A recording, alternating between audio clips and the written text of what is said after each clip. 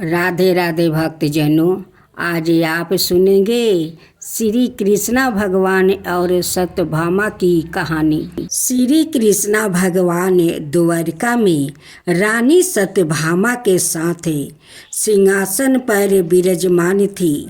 निकट ही गरुड़ और सुदर्शन चक्र भी बैठे हुए थे। तीनों के चेहरा पर दिव्या तेज झलक रहा था। बातों ही बातों में रानी सत्यभामा ने श्री कृष्णा से पूछा कि हे प्रभु, आपने त्रेता युग में राम के रूप में अवतार लिया था। सीता आपकी पत्नी थी, क्या वो मुझसे भी ज़्यादा सुंदर थी?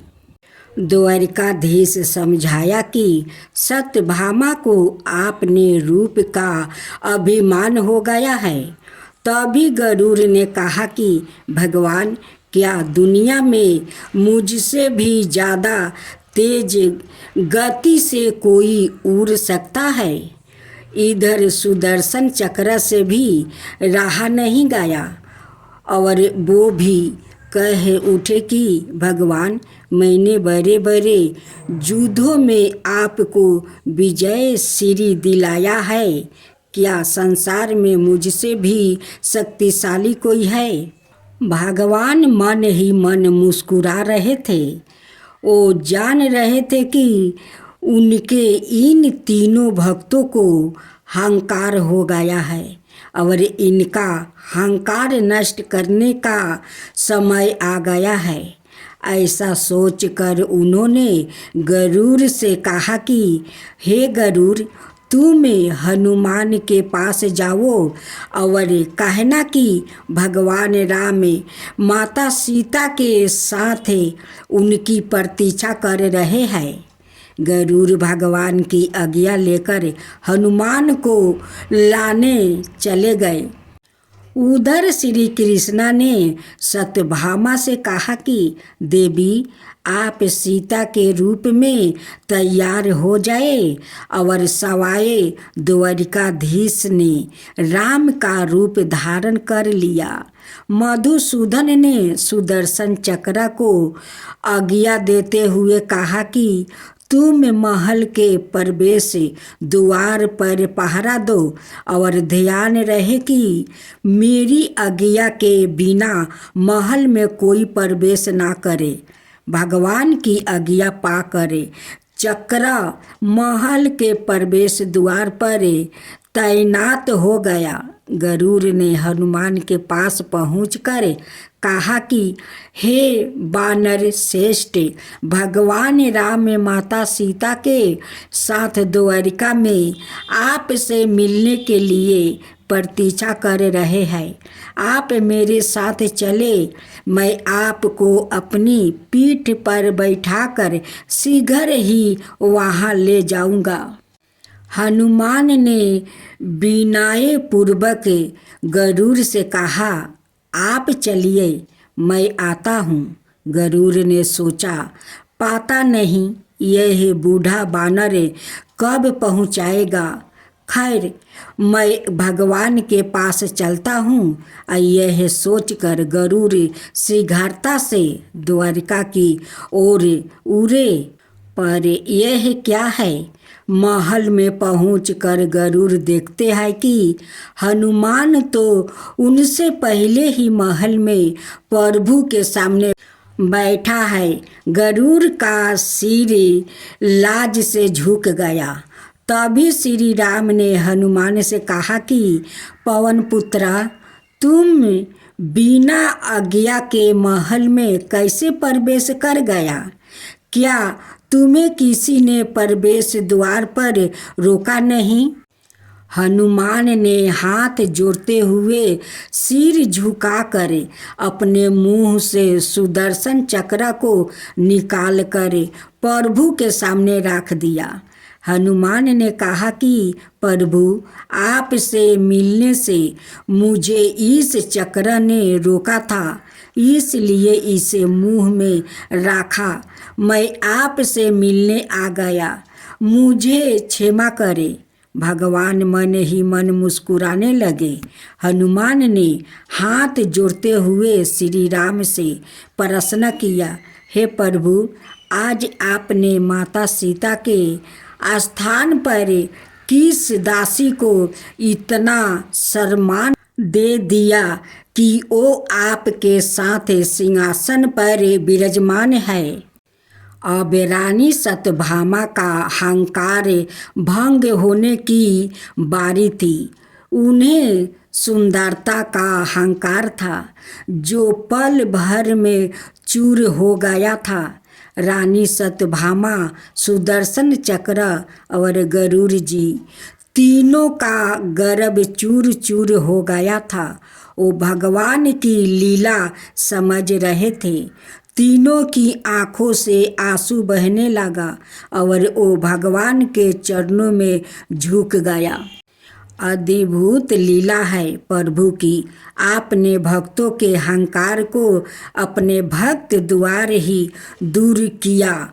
उन्होंने सारा जीवन में कभी भी अहंकार नहीं करना चाहिए। जरूरी नहीं है कि आज जो आपके पास है वो कल भी होगा। आपने अंदर जरा सा भी अगर अहंकार आने लगे तो सवाए ठाकुर जी हमसे दूर हो जाते हैं। ठाकुर जी को निसंदेह भक्तों की ही जरूरत है, अहंकारी की नहीं। अब सुने श्री कृष्णा और बलिराम की कहानी। द्वारिका रहते हुए भगवान श्री कृष्णा और बलिराम का नाम चारों ओर फैल गया।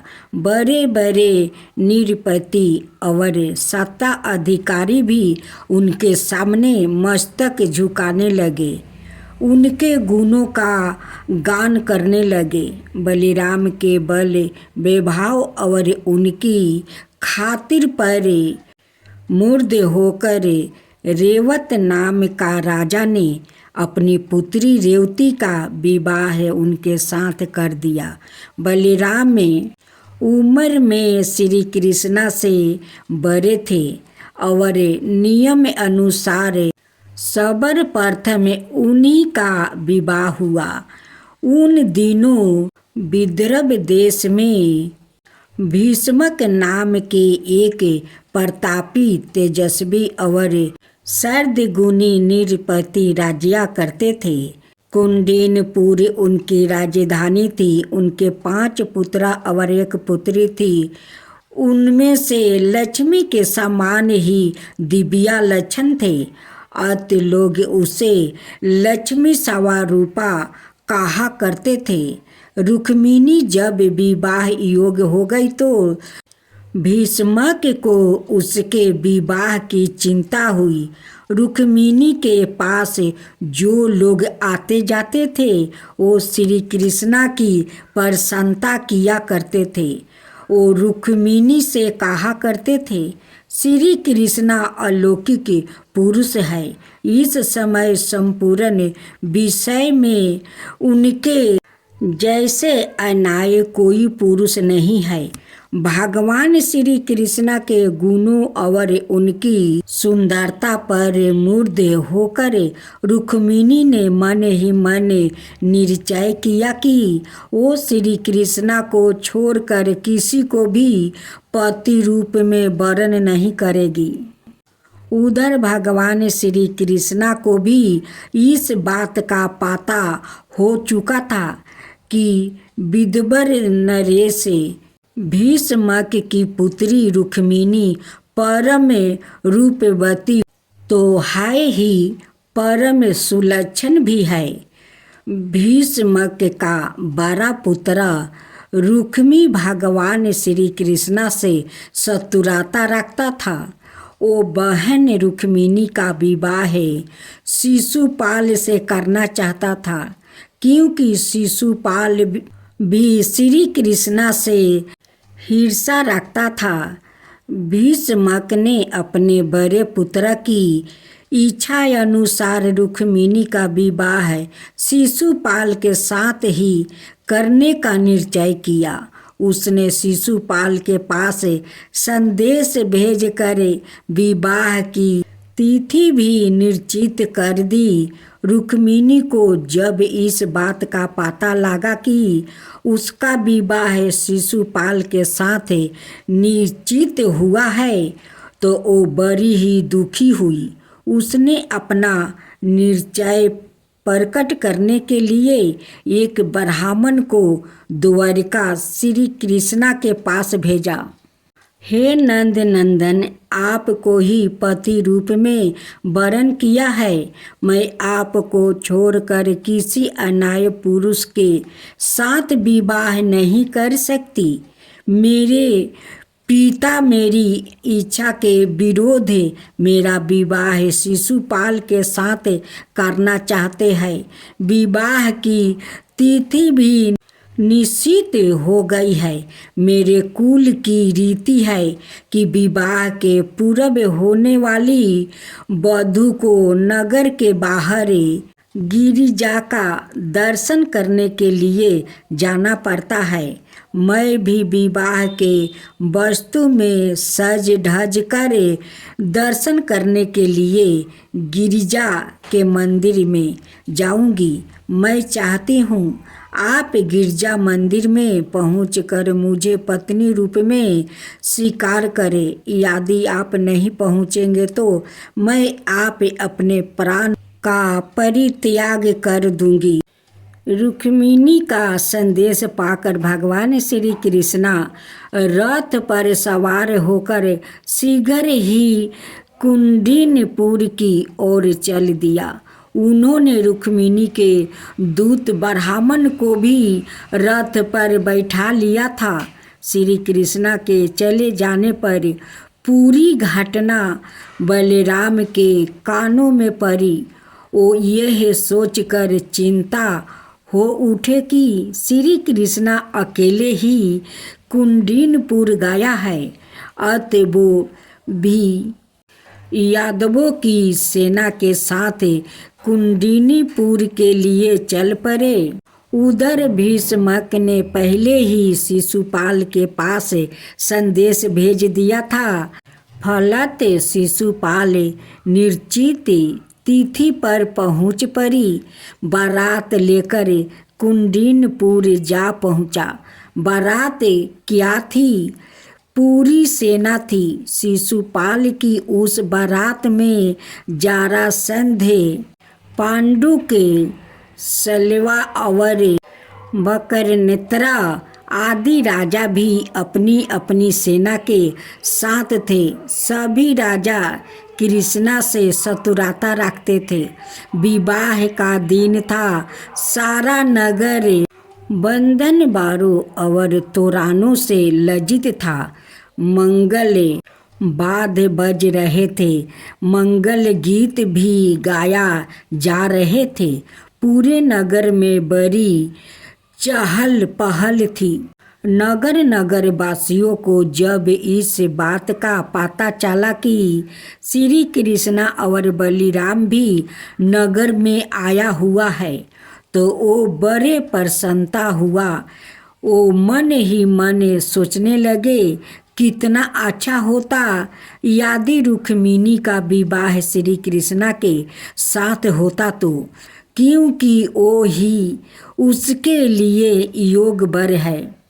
संध्या के पश्चात का समय था। रुक्मिणी विवाह के वस्तु में सज धज कर गिरिजा मंदिर की ओर चल पड़ी। उसके साथ उसकी सहेलियां और बहुत से अंग रक्षक भी थे। वो अत्यधिक उदास और चिंतित थी क्योंकि जिस ब्राह्मण को उसने श्री कृष्णा के पास भेजा था वो अभी लौट कर उसके पास नहीं पहुंचा था। रुक्मिणी ने गिरजा की पूजा करते हुए उनसे प्रार्थना की, हे माँ, तुम सारे जगत की माँ हो, मेरी अभिलाषा पूर्ण करो। मैं श्री कृष्णा को छोड़कर किसी अन्य पुरुष के साथ विवाह नहीं करना चाहती हूँ। रुक्मिणी जब मंदिर से बाहर निकली तो उसे वहाँ ब्राह्मण दिखाई पड़ा। यद्यपि ब्राह्मण ने रुक्मिणी से कुछ कहा नहीं, किंतु ब्राह्मण को देखकर रुक्मिणी बहुत प्रसन्न हुई। उसे यह समझने में संशय नहीं रहा कि श्री कृष्णा भगवान ने उसके संपूर्ण को स्वीकार कर लिया है। रुक्मिणी अपने रथ पर बैठना ही चाहती थी कि श्री कृष्णा ने विद्युत तरंग की भांति पहुंचकर उसका हाथ पकड़ लिया और उसे खींचकर अपने रथ पर बैठा लिया और दीर्घित गति से द्वारिका की ओर चल पड़े। क्षण भर में ही संपूर्ण कुंडिनपुर में खबर फैल गई कि श्री कृष्णा रुक्मिणी का हरण करके उस द्वारिकापुरी ले गया। शिशुपाल के कानों में जब यह समाचार पहुंचा तो वो क्रोध हो उठा। उसने अपने मित्र राजाओं और उनकी सेनाओं के साथ श्री कृष्णा का पीछा किया, किंतु बीच में ही बलराम और यादव वंशियों ने शिशुपाल आदि को रोक लिया। भयंकर युद्ध हुआ। बलराम और यादव वंशियों ने बड़ी वीरता के साथ लड़कर शिशुपाल आदि की सेना को नष्ट कर दिया। पलट शिशुपाल आदि नरेश होकर कुंडिनपुर से चले गए। रुक्मी यह सुनकर क्रोध से कांप उठा। उसने बहुत बड़ी सेना लेकर श्री कृष्णा का पीछा किया। उसने प्रतिज्ञा की वो यह तो श्री कृष्णा को बंदी बना कर लौटेगा या फिर कुंडिनपुर में अपना मुख नहीं दिखाएगा। रुक्मी और श्री कृष्णा का घनघोर युद्ध हुआ। श्री कृष्णा ने उस युद्ध में हरा कर अपने रथ से बांध दिया, किंतु बलराम ने उसे छुड़ा लिया। उन्होंने श्री कृष्णा से कहा, रुक्मी अब अपना संबंधी हो गया है, किसी संबंधी को इस तरह का दंड देना उचित नहीं है। रुक्मी अपनी प्रतिज्ञा के अनुसार पुनः लौट कर कुंडिनपुर नहीं गया।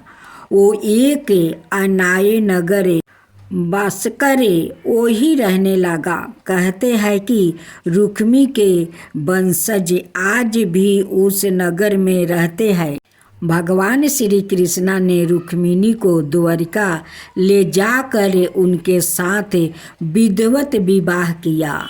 प्रद्युम्न उन्हीं के गर्भ से उत्पन्न हुए थे जो कामदेव के अवतार थे। श्री कृष्णा की पटरानियों में रुक्मिणी का महात्म्यपूर्ण स्थान था। उनके प्रेम और उनकी भक्ति पर भगवान श्री कृष्णा मूर्ध थे। उनके प्रेम और उनकी कई कथाएं मिलती है जो बड़ी प्रेरक